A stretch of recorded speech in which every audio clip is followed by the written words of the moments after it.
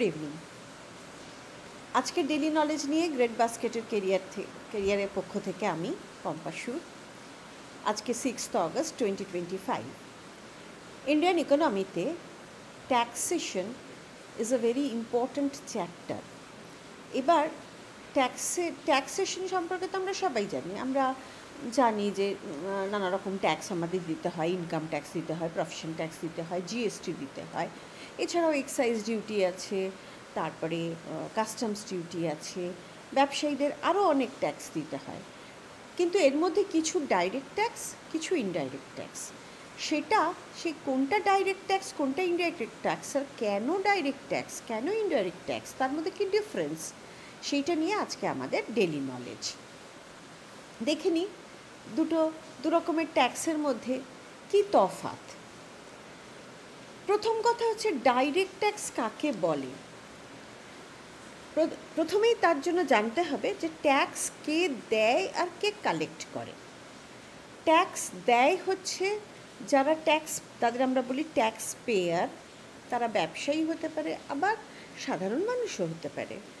কিন্তু ট্যাক্সটা কালেক্ট করে কে, সেটা সবসময় গভর্নমেন্ট কালেক্ট করে। সেই যে ট্যাক্সটা যে কালেকশনের জন্য, সেই কালেকশনটা যখন ডাইরেক্টলি একজন লেভি করে, কে লেভি করে, গভর্নমেন্ট লেভি করে। সেই গভর্নমেন্ট লেভি করে কার ওপরে, সেটা দিয়ে ঠিক করা হয় যে সেটা ডাইরেক্ট ট্যাক্স না ইনডাইরেক্ট ট্যাক্স। যেমন ডাইরেক্ট ট্যাক্সের ক্ষেত্রে যদি এই লেভিটা হয় সাধারণ মানুষের ওপরে, সরাসরি ট্যাক্স পেয়ারের ওপরে, আর যে ইম্পোজ করছে তাকে সরাসরি সেই ট্যাক্স পেয়ার পেমেন্ট করে। whereas ইনডাইরেক্ট ট্যাক্সে কি হয় না, গুডস আর সার্ভিসের ওপরে এটাকে লেভি করা হয়। আর এইটা কি করে না, একজন ইন্টারমিডিয়ারি থাকে যে এই ট্যাক্সটা কালেক্ট করে যে ইম্পোজ করছে, অর্থাৎ কি না গভর্নমেন্ট তাকে জমা দেয়। তাহলে ডাইরেক্ট ট্যাক্সে যার ওপর লেভি হচ্ছে আর যে লেভি করছে তার মধ্যে কোনো ইন্টারমিডিয়ারি নেই। কিন্তু ইনডাইরেক্ট ট্যাক্সে যার ওপর লেভি হচ্ছে আর যে লেভি করছে, দুজনের মধ্যে আবার একটা ইন্টারমিডিয়ারি লেয়ার আছে। গভর্নিং অথরিটিকে না, ডাইরেক্ট ট্যাক্সের ক্ষেত্রে central board of direct taxes, আর ইনডাইরেক্ট ট্যাক্সের ক্ষেত্রে central board of indirect taxes and customs. এবার এই যে বার্ডেনটা যখন ডাইরেক্ট ট্যাক্সের ক্ষেত্রে অন্য কারোর উপরে এই বার্ডেনটা পাস অন করা যায় না, কিন্তু ইনডাইরেক্ট ট্যাক্সে এই বার্ডেনটা পাস অন করা যায়। ট্যাক্স পেয়ার কে হয় না, ইন্ডিভিজুয়াল হয়, কোম্পানিজও হতে পারে এবং আনডিভাইডেড ফ্যামিলিও হতে পারে। কিন্তু এখানে ইন্ডিভিজুয়াল একজন ডাইরেক্ট ট্যাক্স পেয়ার হবে। ইনডাইরেক্ট ট্যাক্স পেয়ারে কিন্তু কি হবে না, ফাইনাল কনজিউমার সে ট্যাক্স পেয়ার বটে, কিন্তু সে ট্যাক্সটা পে করছে থ্রু একজন ইন্টারমিডিয়ারি, নট ডাইরেক্টলি। এবার ডাইরেক্ট ট্যাক্স কখন হয় না, ইনকামের ওপর হয়, একটা লিমিট দেওয়া যায় বা একটা কিছু শর্ত চাপানো যায়। ইনডাইরেক্ট ট্যাক্সে কিন্তু যে মুহূর্তে সেল পারচেস হচ্ছে সেই মুহূর্তেই কিন্তু ট্যাক্সেবল কন্ডিশন তৈরি হচ্ছে। ট্যাক্স কালেকশন ডাইরেক্ট ট্যাক্সের ক্ষেত্রে অনেকখানি জটিল, কিন্তু ইনডাইরেক্ট ট্যাক্সের ক্ষেত্রে অনেকখানি সুবিধে। আবার এই যে নেচার অফ ট্যাক্সটা অনেক, ডাইরেক্ট ট্যাক্স সেটা অনেক বেশি প্রোগ্রেসিভ।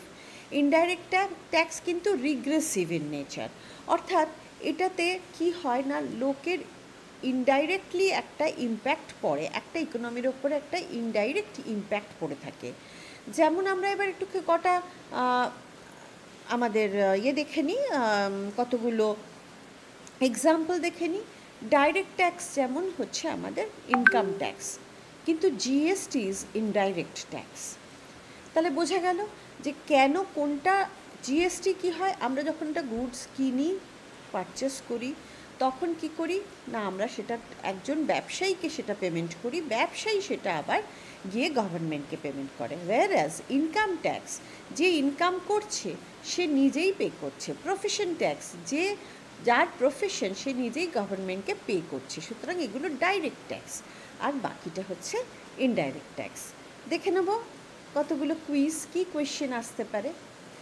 আচ্ছা, which of the following is an example of a direct tax in India? যেমন 4টে অপশন দেওয়া আছে, GST, customs duty, income tax, excise duty. তার মধ্যে একমাত্র ইনকাম ট্যাক্সই ডাইরেক্ট ট্যাক্স, বাকিগুলো সব ইনডাইরেক্ট ট্যাক্স। তাহলে ইনকাম ট্যাক্সই একমাত্র direct tax. Which governing body is primarily responsible for the administration of direct taxes in India? এতক্ষণে উত্তরটা জেনে গেছে যে সিবিডিটি, central board of direct taxes. আচ্ছা, the burden of an indirect tax can generally be shifted to an end consumer, borne solely by the taxpayer, negotiated between the government and the taxpayer, determined by the taxpayer's income. তাহলে indirect ট্যাক্সে কিন্তু সবসময় এটা and কনজিউমারের উপর shift করে দেওয়া যায়। একজন, ধরা যাক একটা কোম্পানি, তাকে ইনকাম ট্যাক্সও দিতে হয়, জিএসটি দিতে হয়, তাহলে সে ইনকাম ট্যাক্সটা কিন্তু শিফট করতে পারবে না তার পারচেজারের ওপরে, কিন্তু সে জিএসটিটা তার কাছ থেকে যে পারচেস করছে তার কাছে শিফট করে দিতে পারবে। Goods and service tax, GST একটা বিশাল ট্যাক্সেশনের taxation reform in India in recent times. তাহলে এইটা কিসের ওপর কিসের ওপরে লেভি করা হয়? ইনকামের ওপর, ওয়েলথের ওপর, না গুডস অ্যান্ড সার্ভিসের ওপর, না এক্সপোর্টের ওপর, না প্রপার্টির ওপর? এটা উত্তরটা হচ্ছে গুডস অ্যান্ড সার্ভিসের ওপরে। Which of the following is not a type of tax subsumed under GST? জিএসটিতে অনেক ট্যাক্স সাবজিউমড হয়ে গিয়েছিল, এর মধ্যে কোনটা সাবজিউমড হয়নি? তার উত্তরটা হচ্ছে ইনকাম ট্যাক্স। সার্ভিস ট্যাক্সও সাবজিউমড হয়ে গেছে, এক্সাইজ ডিউটিও সাবজিউমড হয়ে গেছে, আর ভ্যালু এডেড ট্যাক্সও সাবজিউমড হয়ে গেছে। উত্তরটা হবে ইনকাম ট্যাক্স। তাহলে আজকের মতন ডেলি নলেজ এইটুকুই।